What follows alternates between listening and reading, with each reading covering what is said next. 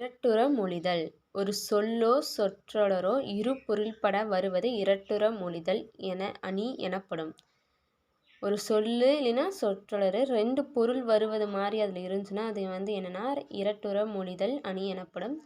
இதுக்கு இன்னொரு பேர் என்னென்னா சிலேடை அணி அப்படின்னு சொல்லுவாங்க. செய்யுள், உரைநடை, மேடை பேச்சு இதில் எல்லாத்துலேயுமே இது சிலேடைகள் பயன்படுத்தப்படுகின்றன. எக்ஸாம்பிள் இந்த பாட்டில் இரட்டுற மொழிதல் பயன்படுத்தியிருக்காங்க. இந்த பாட்டு அதில் தமிழுக்கும் கடலுக்கும் இப்போ முத்தமிழ் அப்படிங்கிறது இயல் இசை நாடகம் அந்த அதை குறிக்கும் தமிழுக்குங்கும் போது. அதுவே கடலுக்கு அப்படின்னு பார்த்தோன்னா முத்தினை அமிழ்ந்து எடுத்தல் அப்படின்னு பொருள்.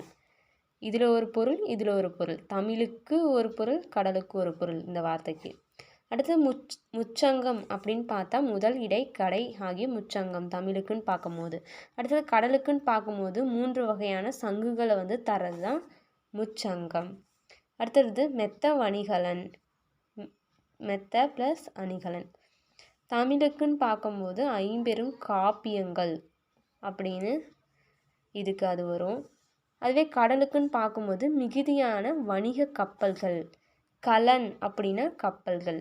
அப்போ மெத்த அப்படின்னா மிகுதியான வணிக கப்பல்கள் கடலுக்கு, மெத்த வணிகலன் 50 காப்பியங்கள் தமிழுக்கு.